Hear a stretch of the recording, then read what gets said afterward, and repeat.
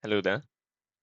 These are me and my friends, Sabish, Hannah, Haikal, and myself. And today we are here to explain about the conic section or the uses of conic sections. Now, I'm going to talk about my topic on circles and how it's applied in real life. Circle is defined as a round-shaped figure that has no corners or edges. The formula used to calculate the circumference of a circle is 2 pi r, where r is the radius of the circle. Meanwhile, the formula used to calculate the area of a circle is pi r square. Now, I'm sure we're all familiar with the application of circle in real life, as we can see it almost everywhere we go. For example, in terms of photography, circle is used for the shape of the camera lens. Next, for transportation, it's very obvious that circle is used for the shape of the wheel no matter what the size of the transportation, whether it's a bicycle, a four-wheel car, or even a truck. All of them uses a wheel that is shaped as a circle. Lastly, even in the entertainment category, we have the Ferris wheel that is also shaped as a circle, including a hula hoop and dartboards. Today I'm going to talk about the uses of conic sections in real life, and my topic is one of the four, which is parabola.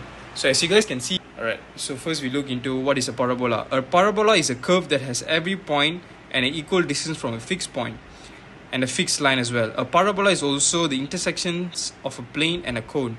Nextly, there are some important parts of a parabola where we can plot it, which is focus, directrix, vertex, and axis of symmetry. We have to get to know the fixed point lying inside the curve of a parabola is always equidistant from each point on the curve of parabola. Next is about graphing a parabola. You have several steps, which the first one is find the vertex. Nextly, find the y-intercepts, find the x-intercept, and then graph the vertex, y-intercepts, and the x-intercepts. And then finally, you must connect the coordinates on the graph.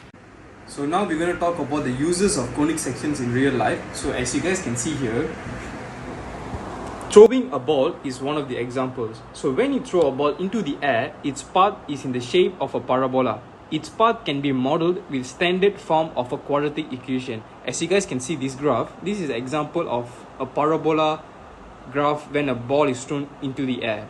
So next we're going to look into another example, which is a reflective properties.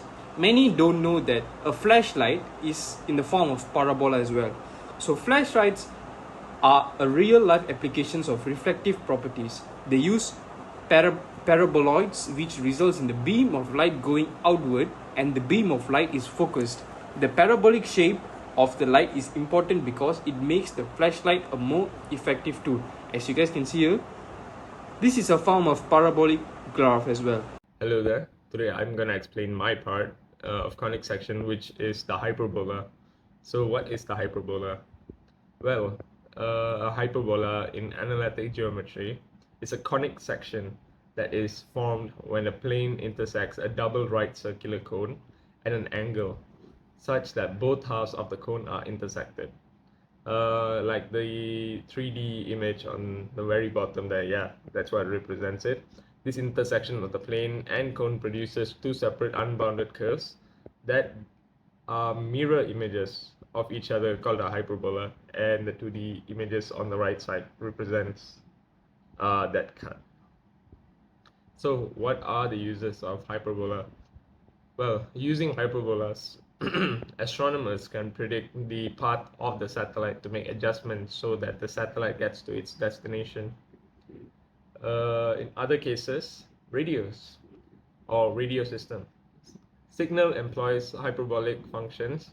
One important radio functions are LORAN that identifies geographical positions using hyperbola graphs. Yeah. Well, and the hyperbola equation can be represented by x squared over a squared minus y squared over b squared equivalent to 1. And the graph that would be obtained is the one on the right side of the screen. And yeah, thank you very much. So we'll be moving on to conic section in architecture. Uses in architecture, there are three, which are aesthetics, staircases, and roof design. So for aesthetic wise, It creates a visually appealing shapes and proportions. An example of the use in architecture is by using the golden ratio, which is related to the Fibonacci sequence and can be used to create aesthetically pleasing proportions. And for staircases, an example in architecture is the spiral staircases, which often follow a helical pattern that can be described using conic sections, such as the helix of a parabola. And the last one, which is for roof designs, conic sections can be used to design roofs that shed rainwater efficiently and minimize the risk of water damage. A classic example is a conical or pyramidal roof. Given that the coordinate of the center of the circle is 2, -1, and the coordinate of a point on the circle is 3, 6, by using the formula x2 minus x1 square plus y2 minus y1 square equals to r square, we let x2 equals to 3 and x1 equals to 2.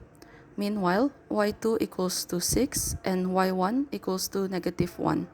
Substitute these values into the formula and we will get 3 minus 2 square plus 6 plus 1 square equals to r square. And r square, we square root it and we will get the radius as square root of 50.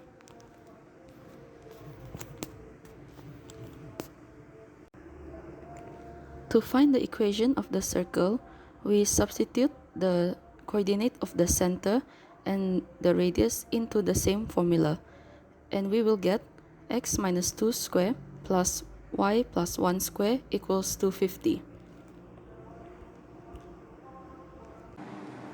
In architecture, conic section play a vital role in designing structure. Consider a building with a circular dome. If the equation of the dome cross section is given as x squared plus y squared equals to 25, where x and y are coordinates in meters, find the radius. The equation of a circle in the standard form is x minus h squared plus y minus k squared equals to r squared, where h and k is the center of the circle and r is the radius. Comparing the given equation to the standard form, we see that h equals 0, k equals 0, and r squared equals to 25. Therefore, the radius of the circular dome is r equals to 5 meters. So yeah, that concludes our presentation from ourselves. I hope that we get to shed some light onto the topic and help you understand a little bit about conic sections at least.